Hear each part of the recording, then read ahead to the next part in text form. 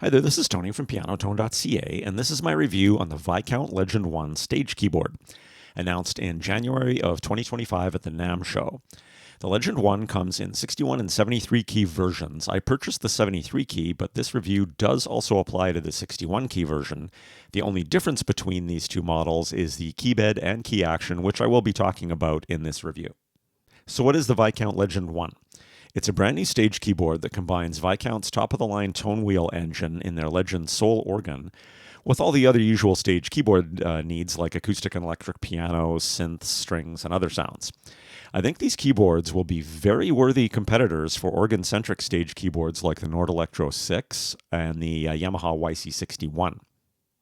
When I heard about this product, I was immediately really excited about it, so I looked into availability in my country right away, and the good people at Classic Organ Works were able to get one to me before their minimal initial stock ran out, which was pretty much right away.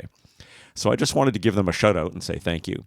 Classic Organ Works, along with their sister company Classic MIDI Works, have been designing electrical components for classical organs for over 30 years, and they are also a Viscount distributor. So who is Viscount? Viscount is based in Italy and has been making instruments since the mid-20th century, first accordions and then organs. They currently make full-size electronic church organs as well as the Legend series of high-quality Hammond organ clone wheels that have been very well received, including the Legend Classic, the Legend Live, Legend Solo, and their Legend Soul. Now, while those models are just organs, Viscount also has a Legend 70s piano series with acoustic and electric piano sounds as well as some other sounds. So what is a stage keyboard? As the name implies, a stage keyboard is intended to be used on stage. So what makes a keyboard a stage keyboard? The first thing that comes to mind is probably high-quality sounds, and while that's definitely part of it, lots of products have great sounds that definitely aren't intended to be used on stage. So what really makes a keyboard a stage keyboard, in addition to sound quality, comes down to a few other important things. Number one is a user interface that allows users to make changes quickly and easily, and also that allows the user to easily see what their current settings are just by glancing at the panel. So this basically means having a lot of direct access buttons, controls, and indicators that minimize the amount of menu deep diving into nested menus using a menu screen to see or change settings. Number two would be proper connectivity for the intended use. The most common and important example of this is proper left and right line outputs, which provide the best connection to external audio equipment like amps, PA systems, and mixers. And for certain uses, you might want a stage keyboard to have 5-pin MIDI in and or out ports for either using your keyboard to control another keyboard or for having another keyboard access the sounds on your keyboard. And number three is portability. If you're moving your keyboard around a lot, the more portable the better, but keep in mind, everyone's line of what they are willing to carry around might be a little bit different. For example, if I'm playing 3 or 4 songs in a blues jam at a bar, I'm only going to bring one keyboard, and it really should be a lighter one that's easy to set up quickly. If I'm playing a full 3 sets, then I might be willing to bring a 2-tier stand and 2 keyboards if I feel I need them. Okay, key action. As I mentioned in the introduction, the only difference between the 61 and 73 key versions of the Viscount Legend One is the keybed and key action. And that's actually something I wanted to address, and one of the reasons I wanted to get this review out as soon as I could, because there has been, and still is at the time of releasing this video in February of 2025, a lot of misinformation online about the keybed specs. Not only on some retailer websites, but even on Viscount's website and documentation, even in the owner's manual. So I wanted to clear up an important detail right away before you base a buying decision on what you've seen online. And that is, the 73 key version of the Viscount Legend One is not a waterfall keybed. The keys are piano-shaped with a lip over the front edge. It does definitely feel to be semi-weighted though, and that is awesome. So what about the 61 key version? I haven't seen a 61 key model in person, but from having zoomed in and watching some YouTube videos carefully that show the keybed, I can definitely tell that it is a waterfall style keybed. But as far as whether it's non-weighted or semi-weighted, the consensus online does seem to be that it is non-weighted, but given that I haven't actually tried one in person, and since the online specs do seem to be all over the map, I can't guarantee that. There are numerous instances online at the moment where you will see both the 61 and 73 key listed as semi-weighted waterfall, or where you see the 61 key as non-weighted waterfall and the 73 key as semi-weighted waterfall. Before I ordered my keyboard, I even contacted Viscount directly asking about all of this, and they even told me that they are both waterfall keybeds, but the 61 is non-weighted and the 73 is semi-weighted. So I just wanted to make sure that I clarified that the 73 key Legend One is not a waterfall keybed. And I also should mention that I was relieved to see that the keys are a true full-size octave width of 164 millimeters, unlike the keys on the Yamaha YC-61, which has a narrower octave width. So how is the key action on the 73 key model? Given that when I first ordered mine, I wasn't sure from the contradictory specs as to whether or not I was getting waterfall or piano-shaped keys, and when I started to realize that they're likely to be piano-shaped, I've got to admit I was a bit worried about how they would feel for playing organ. Well, once I unboxed it and tried it out, I was super relieved that it is really comfortable and easy to play organ on this keybed after all. This action actually reminds me a lot of the action on the Numa Compact 2X, only it definitely feels more premium and more solidly built. The Numa also has semi-weighted piano-shaped keys, but the action was a really good compromise for playing piano and organ, and things like palm smears and percussive organ techniques were surprisingly smooth and easy. And the semi-weighted feel did make expressive piano playing more familiar than it is on a non-weighted keybed. That's exactly how I would describe the action on the Viscount Legend One 73, except it's even better for both organ and piano playing than the Numa. The Numa uses Fitar's TP9 action, and while I may be mistaken, I'm pretty sure the Legend One 73 is using the Fitar TP8 action, which from my research appears to be a higher quality action than the TP9, and it definitely feels that way. Very similar, but better. And while I don't have my Numa anymore to check, I think the keys on the Legend One 73 might just be a bit longer, which, if I'm correct, really helps minimize extra weight as you play into the keys. And on the Legend One 73, I don't notice any issues with keys being heavier or harder to press as you play into them.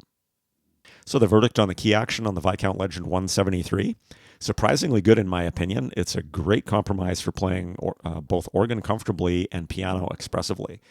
As far as the action on the 61 key version goes, I can't really offer an opinion on that unless I get to try one firsthand, but my guess is I would absolutely love the waterfall keys for playing organ. I'm pretty sure the 61 key uses the Fitar TP8O action, which is my favorite organ action ever. But if it is indeed non-weighted, then I'm not sure how I would feel about it for playing piano pieces. Okay, so the user interface. As I mentioned in the intro, one of the most important features of a stage keyboard is the user interface.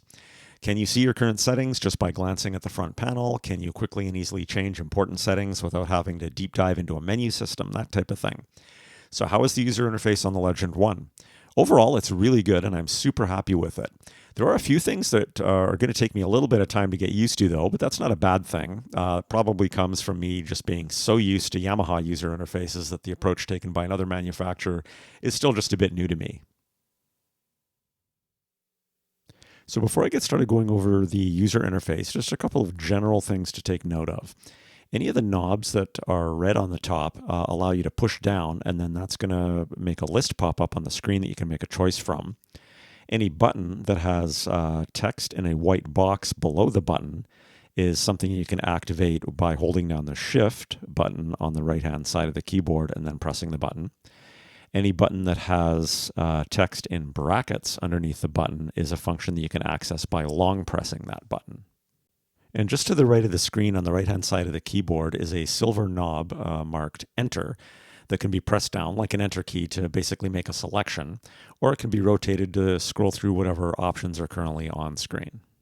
Okay, so on the left side of the user interface, we have a pitch bend and modulation wheel. Then we've got kind of some overall controls that are spread out through this section. There's the master volume, master EQ, reverb, and then there's some transpose and octave shift controls here. And then we've got the effects section, and there's a master effect, and then there's two insert effects. The master effect can apply to any single sound, sound 1 and sound 2, or all 4 sounds. And then there are two insert effects options. Those can each only apply to one of the 4 sounds. I'll be talking about the effects in more detail later in the review, but I do need to mention how much I like this part of the user interface.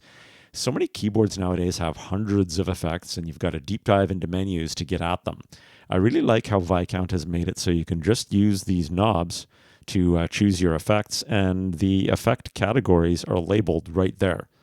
And then if you push down on the knob, you can drill down into whatever your currently selected effects category is, and then use the menu to choose a preset version if you want. Then the rest of this area is basically filled up with your usual organ controls. There's the rotary speaker controls, vibrato and chorus, controls for how you're going to work with the pedal sounds if you're going to use those, whether it's with a pedal unit or a split on the keyboard. Then there's some extra organ effects that you don't often see for key click and crosstalk. And we've also got a nice handy overdrive for the rotary.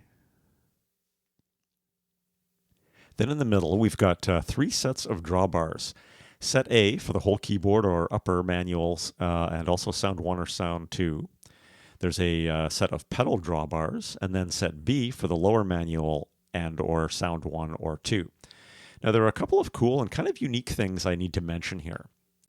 Firstly, in addition to using these as your normal organ drawbars, you can also use them to make modifications on the fly to Sound 1 or Sound 2. If you look at the bottom of the drawbars, you'll see things listed like cutoff, filter resonance, etc. So if I was to hold down Shift and press the on button above that set of drawbars, I can assign them to the organ, Sound 1 or Sound 2. So now that I've assigned those to Sound 1, moving these drawbars are going to affect whatever I've got chosen for Sound 1. So for example, I'm just going to quickly turn on a piano. I can slide this brilliance one to immediately affect the brilliance. I could change the attack and decay.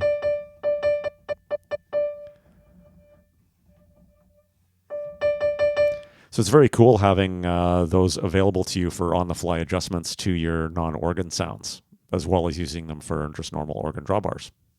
And the other thing to keep in mind is that for any presets that you load, the best example being organ drawbar settings, if that drawbar light is on, then the settings from the preset are going to be ignored in favor of the current physical position of the drawbars. And whether that drawbar light is on or not is saved within each preset. So in my mind, you're probably going to want to save all your presets with that light off. If I was to scroll through all the presets that are built into the Viscount Legend One, there's hardly any of them that have that light on. There are a couple. There's one there. But the best example of that is the first preset that loads when you turn the keyboard on, which is B3 Soul. That has the light on, so it's always going to adopt the current physical position of the drawbars. So if I move to another preset, and then I'm going to slide all my drawbars up, and then I'm going to move back to B3 Soul, which has that light turned on, you can see all my drawbars are up and I've got no sound. And that's because the preset is using the current physical drawbar position instead of whatever was saved in it. So this brings me to the topic of how Viscount deals with jump versus catch, which is a feature you see on a lot of the competition. On my Yamaha YC-61 or Hammond SK Pro, when you load a preset, you would get whatever the preset drawbar settings are, regardless of the current physical position of the drawbars. If you had it set to jump, as soon as you move any drawbar, then the preset value would jump to your physical position of the drawbar. But if you had it set to catch, then nothing would change in your settings until you moved to the drawbar and got it matching the setting from the preset. Then it would start to be adjustable using the physical controls. Now on the Legend One, assuming that drawbar light is off, you load a preset, it's going to ignore the current drawbar positions as it should, but then as soon as you move a drawbar, that drawbar will jump to the drawbar's physical position. So I'm just going to pick another organ preset here.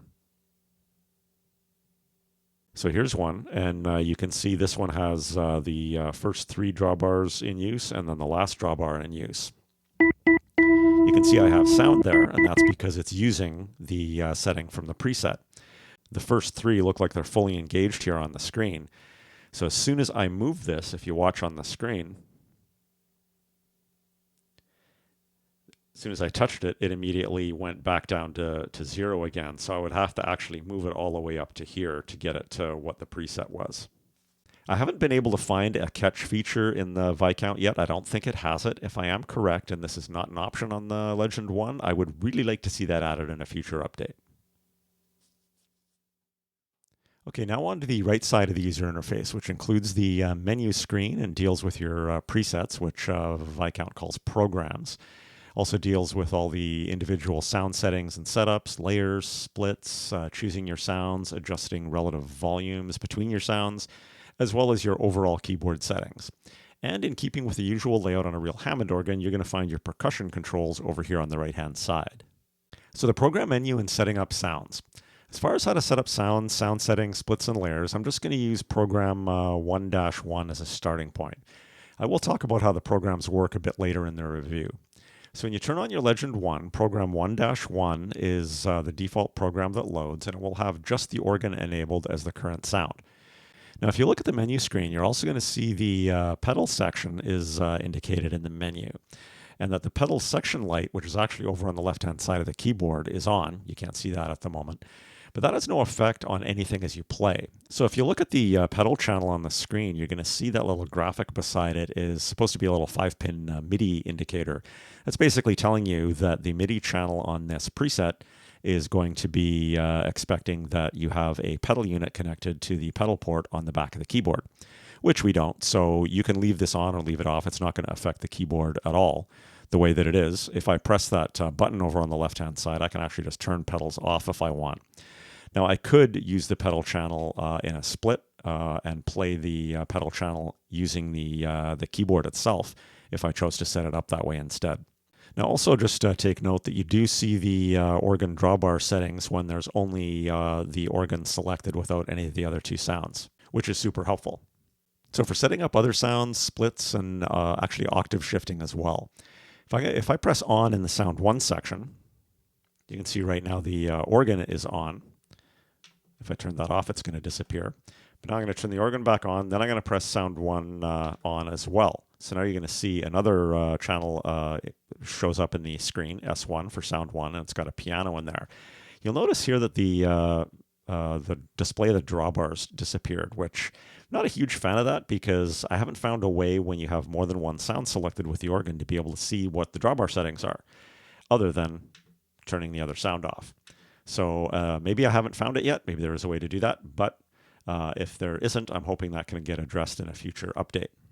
Now, choosing sounds is pretty straightforward. Right now I'm on a piano, so you can hear the piano and the organ at the same time. So they're just basically layered at the moment. If I want to choose a different sound, I can. You can see there's these category buttons for piano, electric piano, etc. I can choose the category and then press down to get a list to choose my instrument. I'm going to go back to piano on the American Grand for this example, though. So to split these two sounds instead of layering them, all I've got to do is press the dual split button.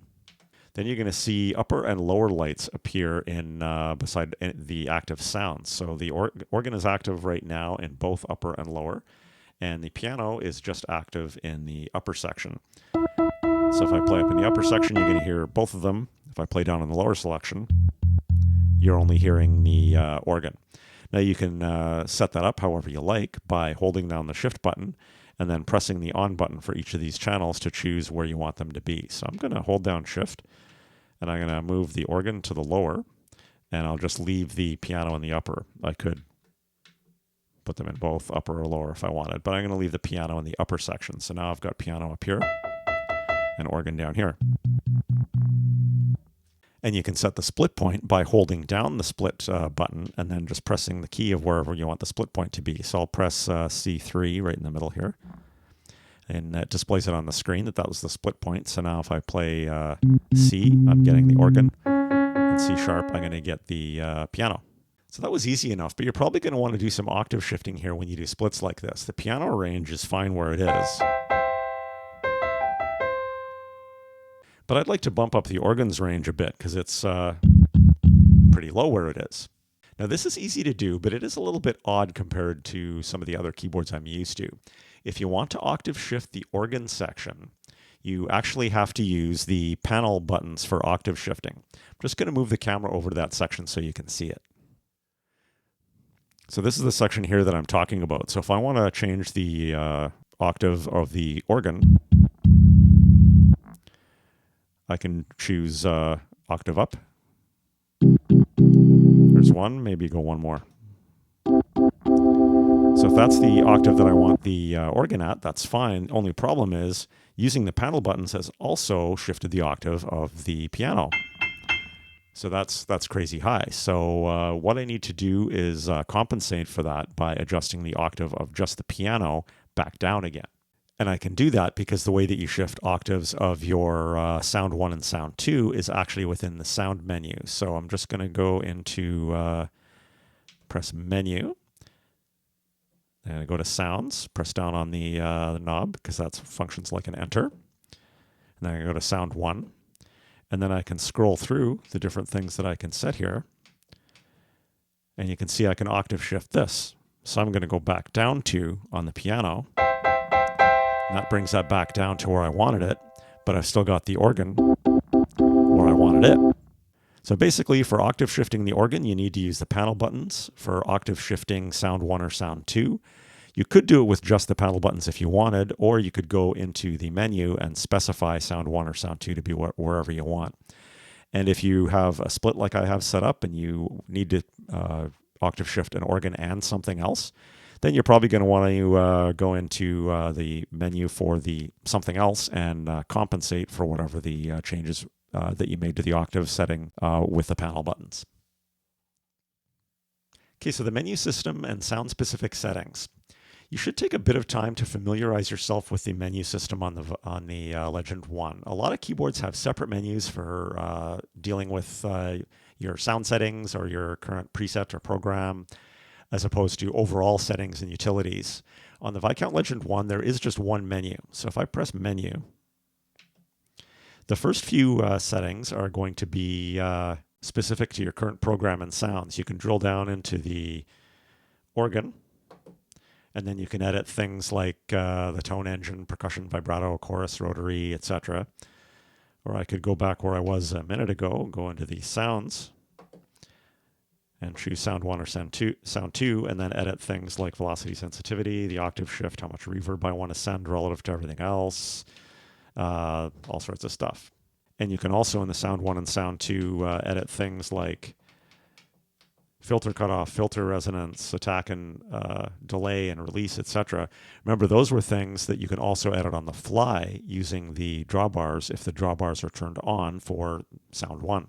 Then as I continue down the menu, you can see I've got options for setting up my pedals, key parts, external zones, my controllers, what they're doing, effects.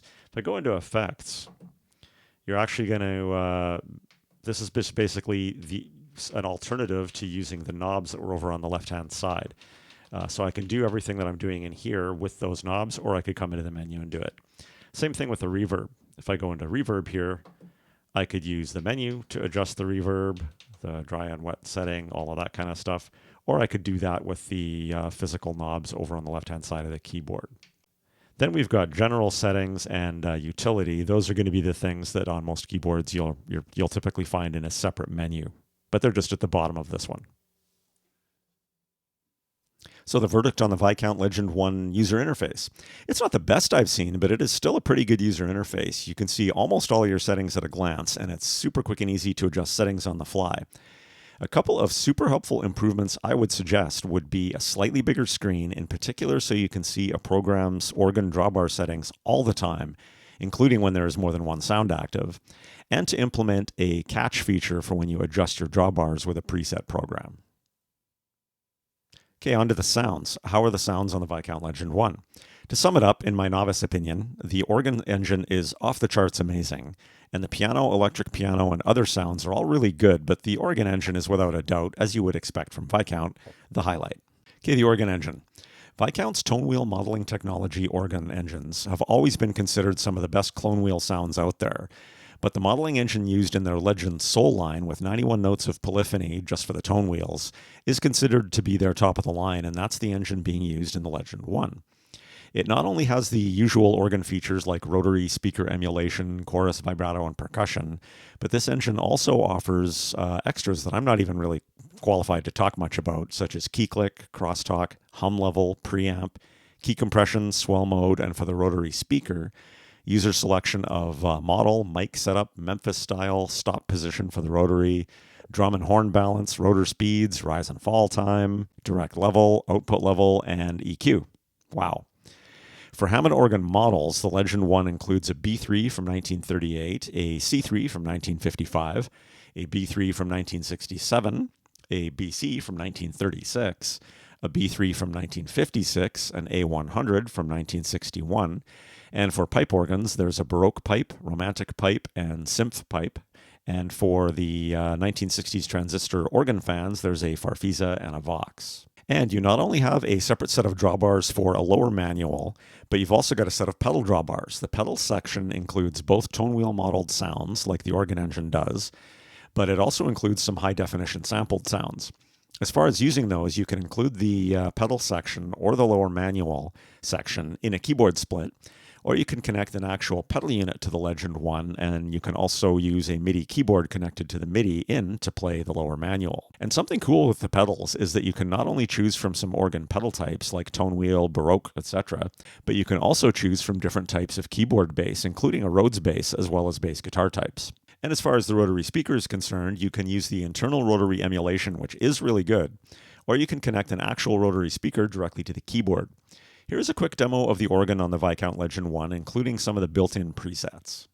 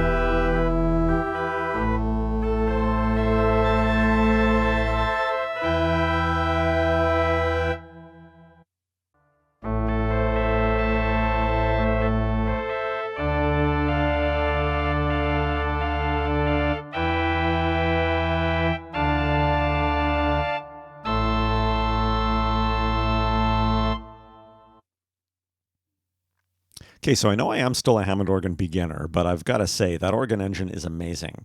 And if it's not the best overall that I've ever heard, it's pretty close. In my opinion, it blows away organ engines from Studio Logic and the Yamaha CK series.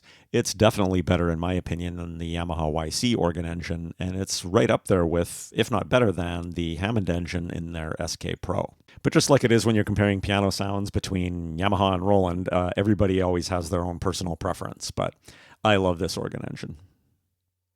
Okay, so other sounds. In addition to the organ engine and pedals section, there are two more sounds you can have going on at a time with the Viscount Legend One. There are 119 sounds you can choose from, including pianos, electric pianos, synths, pads, strings, choirs, brass, guitar, etc. So basically all the bread and butter sounds a stage musician is ever likely to need. These sounds are generated using Viscount's HDS or high-definition sampling technology and have up to 240 notes of polyphony available. Now, I should note, I did mention Viscount Legend 70's piano series. The Legend One does share some of the sampling engine technology with the Legend 70's, but the Legend One does not include the Legend 70's physical modeling technology, which is used for that product's electric pianos and claves. So the electric pianos and claves on the Legend One will be sampled sounds instead, but not to worry, the HDS sampling on the Legend One sounds really good to me. Here's a quick video on some of the common other sounds.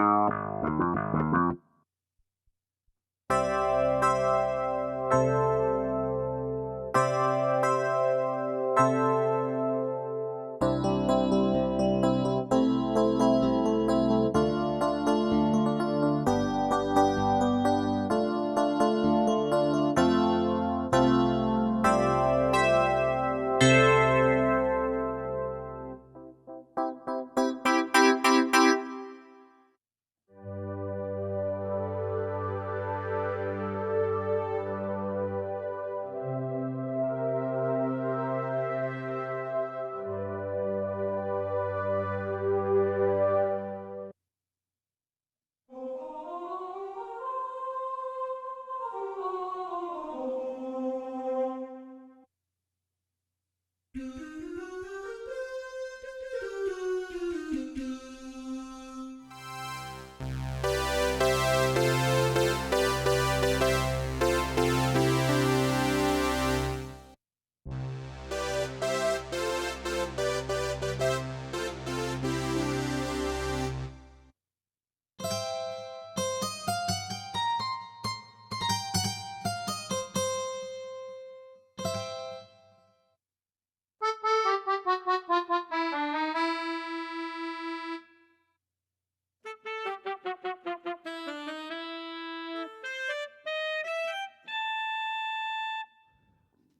what did you think of the other sounds? I found them all to be pretty good and super usable.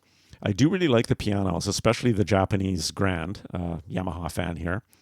While they might not be quite as fancy or maybe detailed as some of the samples you get from Roland or Yamaha, sometimes high quality, high definition, but slightly less complex samples will sound much better, especially live, being able to cut through a mix better. Just a personal opinion here, but I think in an overall sense, I would rank the Yamaha YC series extra sounds as just a bit better than the Legend One, but I think the Legend One's extra sounds are noticeably better than those on the Hammond SK Pro. So overall, I am really happy with the other sounds on the Viscount Legend One. But what I'm even more impressed with is the built-in programs are very well thought out and really open up far more sound options, especially for people like me that are still new at customizing sounds themselves with effects. At my first pass through the sounds for preparing this review, I was going to suggest to Viscount that it would be super cool if you could add just one or two more Rhodes and Wurlitzer variations to the sound bank. The two Rhodes and one Wurlitzer that are in there now are really good, but a couple more variations would be really nice. And I still think that is the case, but when I played through all the included programs as opposed to just the raw sounds, Viscount did a fantastic job of providing a bunch of really cool variations on their built-in sounds with really good effects pre-applied. I was originally anticipating having to spend time working on modifying pianos and electric pianos more to my liking for different song needs, but then I found programs for pretty much every need I have, so really good job on those, Viscount.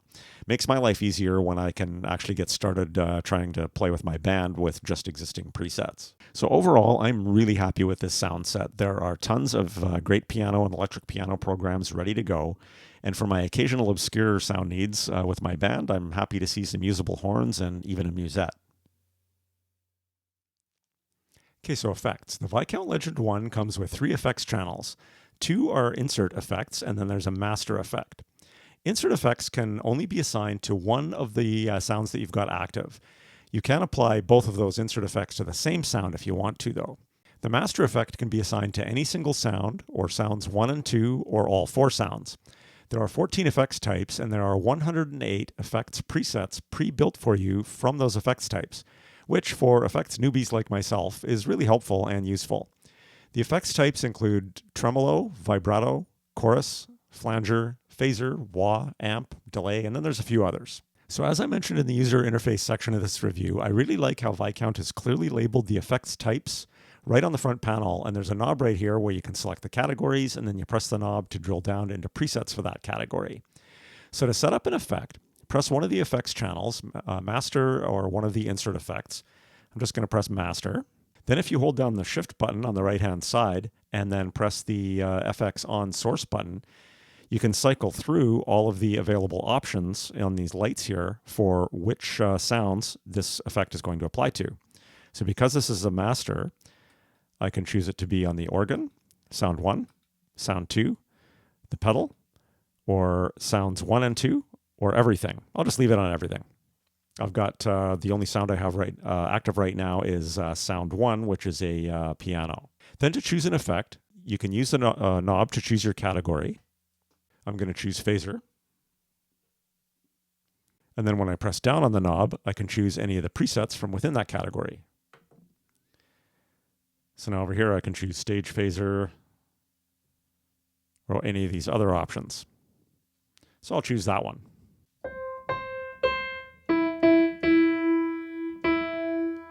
So that's the preset. Now I can also adjust this myself by using the amount and the rate. Now one really interesting thing here is there's this tap button. I can use the tap button for things like modulation, and I'm going to try it on the phaser here, to set the rate. So if you wanted to match the BPM of a song, you could do that. So I'm going to try that here and see what happens.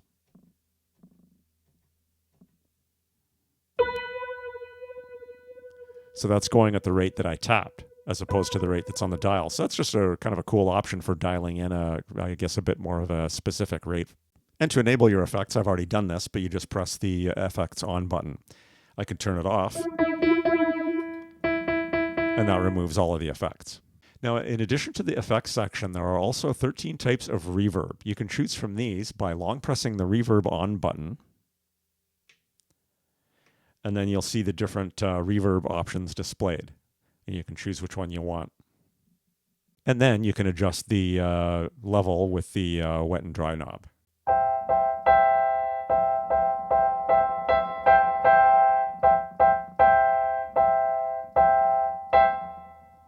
And don't forget the effects that are adjustable within the Sound 1 and Sound 2 setups that I mentioned earlier. Things like the reverb send, the octave shift, the cutoff, the resonance, attack, decay, release, brilliance, detune, etc. You got those by pressing Menu, and then Sounds. Chose Sound 1. And then I can scroll through all of these different things that I can do to modify Sound 1. And also keep in mind that if I have the drawbars active, I can use for Sound 1, I can use the drawbars to adjust a lot of those things as well, and those are all labeled down here at the bottom. So for example, got my piano going. I'm going to turn the drawbars on, and then I'm going to adjust the brilliance. I can adjust the release and the attack. So it's just a way to do that on the fly that's pretty cool. And this isn't really an effect, but you also have these handy low, medium, and high master EQ knobs as well to make quick adjustments on your sounds. So the verdict on the effects sections on the Viscount Legend One, I really like it. I love how it isn't overwhelming. It doesn't have thousands of effects. And I love how the main effects types are just clearly labeled and easily selectable with a dedicated knob right on the front panel. So you can just glance at it and see what you've got active or not active. And for effects newbies like me, all of those great presets are super helpful. Okay, so registrations or programs. Presets or registrations are called programs on the Viscount Legend One. And there is an additional feature called memory, which is kind of like a mini program within a program, but I will get to those in a bit. There are 396 programs available, which is a ton. They are divided into 99 banks of 4 programs each, and the programs are numbered as the bank number followed by the program position within that bank. So for example, the 4 programs within bank 12 would be 12.1, 12.2, 12.3, 12.4. Then bank 13 starts with 13.1, 13.2, etc. Navigating through banks can be done in multiple ways. So when you turn on your Legend One, you're going to be in bank 1-1, and you can navigate through your banks by turning the knob and just go through all of them. So you can see it's going 1, 2, 1, 3, 1, 4, 2, 1, 2, 2, 2, 3, 2, 4, etc. Now you can choose within your bank from, right now I'm in bank 3, I can use these program and memory buttons down here at the bottom to choose 3.1, 3.2, 3.3, 3.4, and go back and forth between those. Or I can use the arrow keys, kind of like page up and page down buttons. So I'm on, let's say I'm on 3.2. If I hit this one, I'm going to be on 4.2, 5.2, etc. So it's super easy to navigate your programs. So the Legend One comes with 55 built-in preset banks, so 220 programs already set up for you with really good sound combinations and variations on sounds with some really cool effects pre-applied. As I mentioned in the sound section, Viscount did a really good job with this. As I continue to investigate the preset programs, which does take a while, I keep on finding more useful setups that meet my needs. It's probably going to be a while before I need to spend any time bothering with trying to create my own effects combinations. When I do start doing that, I'm most likely going to be starting with an existing program and making a copy of it to an available slot and then editing it further. And I love how many program slots are available. There's 220 built-in programs, which is awesome, but that leaves me with 176 available program slots for my own custom setups, which is quite a bit more than I will ever need. My Yamaha YC-61 was a great keyboard, but it only came with 16 available slots, which I used up pretty quickly. So saving a program is super easy. You just long press the menu store button when you've got all your sounds and everything set up. So if I long press that, it's going to say store as what, and then you can use the keys to edit the name. And then when you press enter, it's going to say where do you want to store it. So this is prompting me to store it to the existing slot. So I could just store it if I've made some changes and overwrite this one, or I could scroll to a different slot, store it wherever I want. If I want to store it to an empty slot, then I need to get up to the ones that are empty. And then I could put it in any slot that I want.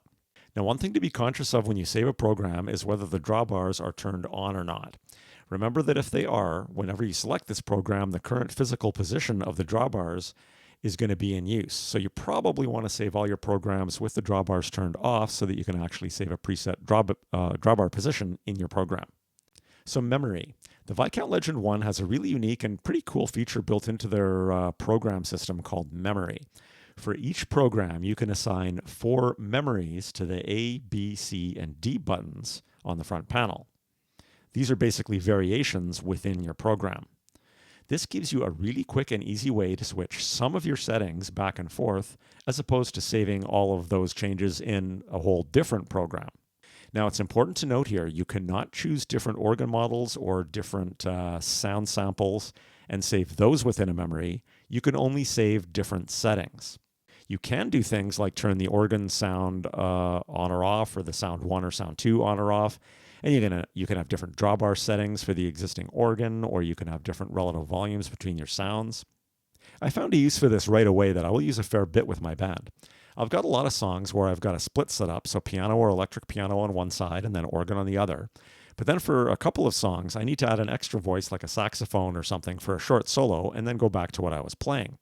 The memory feature is perfect for this. All I do is save a memory where one of my original voices is turned off and then my other voice, like the saxophone, is turned on, and I can quickly play the solo and then exit that memory and return to my main setup again with one push of a button. So I've got this example set up. This is got B3 on the right. You can see on the menu screen. Got my organ up there, and I've got a piano down in the left-hand side. That's what I'm playing for most of the song. Now, if I have the memory button highlighted when I start playing that song, got my organ, my piano, all I have to do is press A, where I've set up that the organ goes away, it's turned off, and sound 2 is turned on, which is a musette. So I can go and play my musette solo with my right hand, and then when I'm done, hit that, and then I'm back to the organ again. So to save a memory, now really important, take note of any of your current settings that you're about to change. So let's say for this one that I'm going to add another memory in slot B, which is empty right now, where I'm going to have a change of a drawbar setting when I press that one. So just to see my current drawbar settings, you can see I've got the first 4 drawbars, actually got all the drawbars in use, but the first 4 are fully pulled out. So I'm going to save a setting into B where I'm going to move in a couple of the drawbars. So to do that, you make sure the memory is turned on. And as I mentioned, take note of what your current settings are that you're about to change. So I'm going to change these 2 drawbars, going to push those 2 completely in, the first 2 drawbars. Then I'm going to long press B. That's with the memory button lit up though. And it's going to say memory B stored. Then I'm going to press memory again to deactivate the memory. Now this is where it's important before you do the next step that you return your settings to what they were. So I'm going to put those drawbars back out again, and then I'm going to save my program. I save my program by long pressing store, and I'm just going to keep the same name and press enter and store it in the same spot. Okay, so now there's my organ in the right, my piano on the left, and when I press A, when memory is highlighted, I get my musette. But if I press B, I'm going to get a different organ sound, which I can see. When I disable sound 2, you can see that those first 2 drawbars are back in again, which is how I saved B. Then when I turn B off, you can see the drawbars are back again. Okay, connectivity. For connectivity, one thing to note right off the bat is that like many high-end stage keyboards, the Legend One has a normal AC power plug instead of a cheap and far less sturdy wall wart power adapter, so that's awesome. And the 1/4 inch stereo headphone port is conveniently located on the bottom left front of the keyboard. I don't know why so many manufacturers keep putting headphone ports on the back. I guess it saves a bit of money. So starting from the left side on the back, we've got a rotary speaker port. We've got a 1/8 inch stereo analog in for connecting a device to stream audio into the Legend One. So I connect my iPad's headphone out to this port for streaming and backing tracks. Then we've got a set of 1/4 inch left and right balanced auxiliary out ports and a 1/4 inch pedal out port. These ports will bypass the master EQ, main effects section, and reverb so that you can send unaffected signals out. For example, you could connect the pedals port to a powered subwoofer to enhance the low end. Then we've got proper left and right 1/4 inch balanced monoline out ports for connecting to external audio equipment. And if you use just the left port, you're going to get a merged left and right mono signal so that you can use this if your PA system or amp only has one available port. There's a 1/4 inch rotary switch port for connecting a switch pedal to control the rotary speed of the built-in rotary emulation or the rotary speed of an external rotary speaker that's connected to the rotary port. There's a 1/4 inch foot switch port for connecting an assignable switch pedal. Then there's a 1/4 inch damper pedal port for connecting a sustain pedal. This port is compatible with half pedaling if you have a pedal that does that. You can define the port in the menu system as either switch if you don't have a pedal compatible with half pedaling, or half damper if you do have a compatible pedal. Need to make a note here. If you define your pedal as a switch, then you are able to choose a polarity in the menu system. But you cannot do that if you've defined your pedal as half damper. This is actually an issue for me because my Yamaha YC-61 pedal, which has no polarity switch, is compatible with half pedaling, but the polarity is reversed with the default Legend One polarity setting. So I'm unable to use the YC-61 pedal with the Legend One unless I only use it as a switch pedal with no half pedaling. I hope Viscount addresses this issue in a future update. There are two 1/4 inch expression pedal ports. One is labeled foot control and is assignable. The other is labeled EXP and is used for controlling volume. Note that you can set up sounds so that they are not affected by the volume pedal. I've got a couple of programs set up where I can reduce the organ volume with the pedal while maintaining volume on a piano sound in a split. There's a 5-pin MIDI pedal port for connecting a MIDI pedal unit if you want to connect traditional organ pedals. I believe Viscount makes these, as do some third-party vendors. There's 5-pin MIDI in and MIDI out ports for triggering sounds on another device or keyboard using the Legend One's keys, or for triggering sounds on the Legend One using another keyboard. Most common application I can see for this is going to be to attach a MIDI controller to use as a lower manual organ. There's a USB to host port for transmitting MIDI data to apps on a PC, tablet, or phone, which also transmits audio, but it only transmits audio in one direction, into the keyboard. I have never seen this before. Any other keyboard that has an audio interface built into the USB port will send audio in both directions. So what does this mean? It means that you only get half the benefit of a built-in audio interface. And that is, if you are using the Legend One's keybed to trigger sounds on a MIDI app on a device, the sounds generated by that app will come straight back into the Legend One and out of the Legend One's outputs without any lag, which is really cool. And you can also use this connection to stream audio into the keyboard as an alternative to the 1/8 inch analog in port.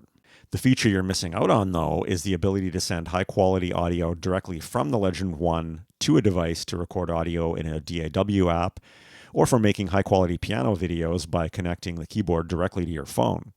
To do those things, you will need to connect your left and right audio outputs to an external audio interface like a Focusrite Scarlett, which then converts that audio to digital audio to send to your device. And finally, there is a USB Type-A port that can actually be configured in the menu system for two things: installing firmware updates and saving or loading backups of your data using a flash drive. Quick note here, there is no format utility built into the Legend One, so make sure you format your flash drive to FAT or FAT32 when you do that on your computer. You can also set it up to be a USB charging port for a device. This is a pretty cool feature. If you use a tablet or phone for backing tracks, for example, you could use this port to charge your device while using the device's headphone port to stream the tracks back into the keyboard, into the analog in port. So this is a pretty good set of connectivity.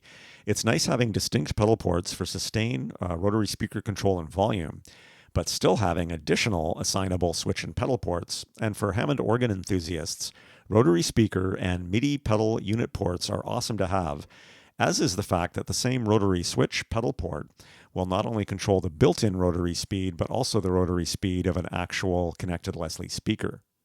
5-pin MIDI in and MIDI out ports, especially on a keyboard like this with 4 available sounds and the ability to connect an external keyboard, add a ton of functionality. And there's also some useful versatility added with the additional outputs that bypass the effects. Some people might wonder, on a product this expensive, why no Bluetooth? To be honest, for a stage keyboard, I've never thought that I'd personally trust a wireless Bluetooth connection on stage myself. I would always want a wired connection, so I don't feel that's a huge loss. That being said, though, it would still be pretty convenient to have this feature for practicing at home. Okay, build quality. This isn't a topic I address in all of my reviews, but it needs mentioning here. The Legend One's build quality out of the box is nothing short of amazing, especially for the price. It has really nice wooden end caps, and the body appears to be all metal with a brushed finish that I'm assuming will hopefully minimize scratches. The knobs and switches all feel to be premium quality and super sturdy. Now, I've never owned a Viscount before, so I can't speak to how well it will hold up over time, but I'm pretty encouraged by just how over-the-top solidly built it appears to be out of the box. So what's missing or could be improved? What's missing on the Viscount Legend 173 keys? Not much. The sounds are amazing. The key action is definitely one of the best, if not the best, I've ever tried for being able to play both organ and piano well. The user interface is good. At 25 pounds, it's reasonably portable for a 73-key semi-weighted board. The connectivity has almost everything you could possibly want in a stage keyboard, and the build quality is fantastic. So what would I add or change if I could? I like the user interface a lot, but I would love to see a slightly bigger screen so you can always see organ drawbar settings in your current program, instead of losing that ability the second you add another sound channel. And I would really like to see a catch option added for when you move drawbars so that it doesn't affect your current setting until the physical drawbar meets up with the current program value. I'd like to see the audio interface built into the USB port improved so that it transmits audio in both directions, instead of just into the keyboard, so that video and audio recordings on devices can be made without needing an external audio interface. I'd really like to see the ability to flip polarity added for half damper compatible sustain pedals as well as switch pedals, so that I can use my Yamaha SC3A pedal. I did notice holes in the top that appear to be from music rest, but no music rest was included. Not a huge issue for a stage keyboard, but if the holes are there, why not include a music rest? Would be handy, even though I don't use sheet music or anything, for holding a tablet, which I often have with me when I play. Okay, so the competition. The Viscount Legend One, 61 key at about $1,800 US dollars and 73 key at about $2,000 US dollars, versus the Nord Electro 6D, where the 61 key is about $2,700 US dollars and the 73 key about $3,000 US dollars. So one of the biggest competitors for the Viscount Legend One is definitely the Nord Electro 6. Both the 61 and 73 key versions of the Electro sell for quite a bit more than their Legend One counterparts.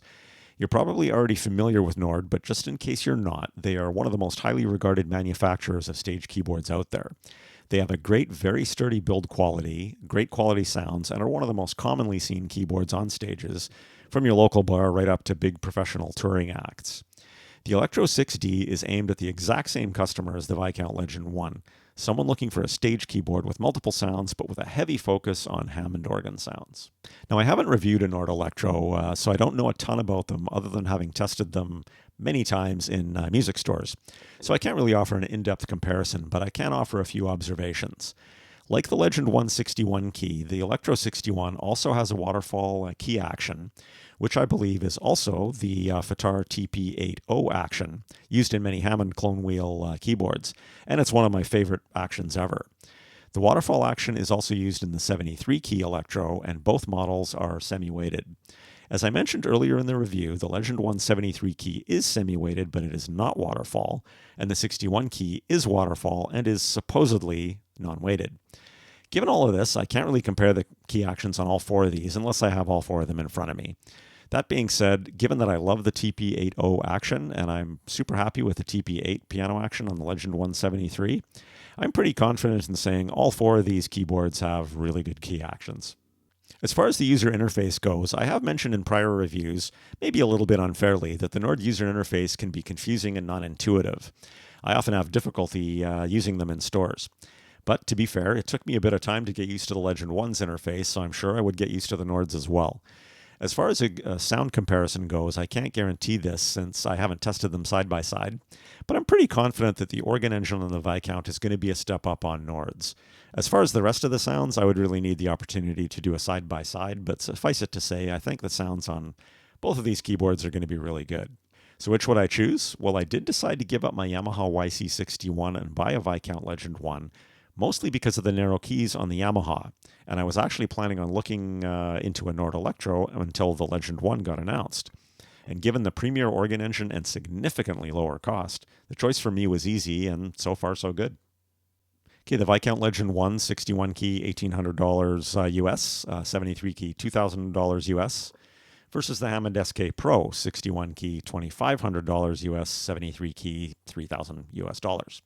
Okay, the Hammond SK Pro is Hammond's long-awaited update to the SK1, which came out in 2011. The SK Pro is also aimed at the same market as the Legend One and the Nord Electro, and it's priced in between those two at about $2,500 US dollars for the 61 key, but it is still quite a bit more, both models, expensive than the Viscount Legend One. The SK Pro also has lots of sounds in addition to the main organ engine, and I did review the SK Pro on my channel. I'll leave a link to that review in the description below.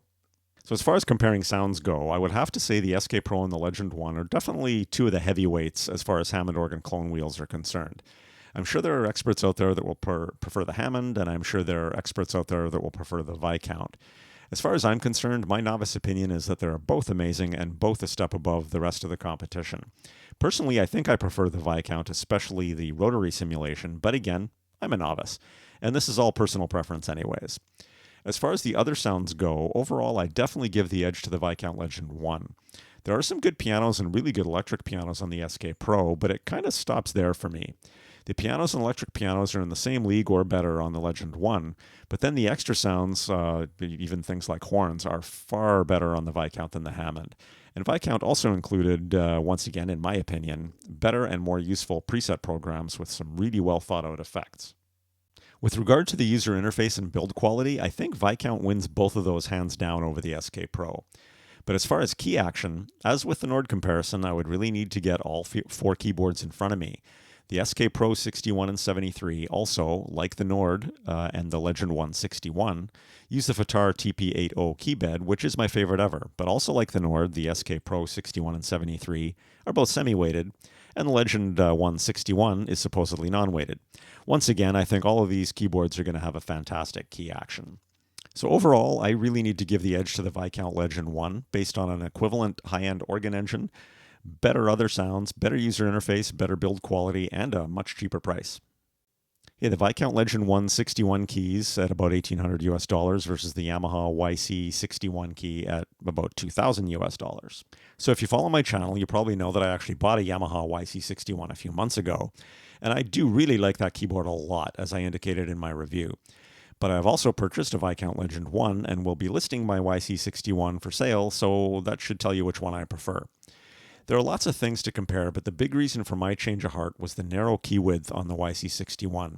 As I mentioned in my review, it has a narrower 159mm synth full-size octave width instead of my preferred true full-size 164mm octave width. I know a lot of people don't mind, notice, or care about this difference, but I definitely do, and I play better on the larger octave width, so it was important for me to get back to that. As far as how the action feels compared to the Legend One 61, I, once again, can't really say much until I play one, but even if it is unweighted, I can almost guarantee you I'm still going to prefer the Legend One's keybed based on the full-size octave width FATAR TP80 action. But apart from the keybed and the octave width difference, how do these two keyboards compare? I would give the edge in organ engine definitely to the Legend One.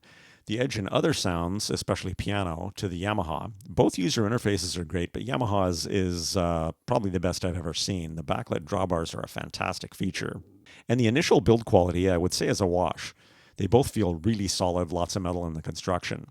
I should qualify that a bit, though. I've owned many Yamaha keyboards, and their build quality has always been great, and they have always stood the test of time.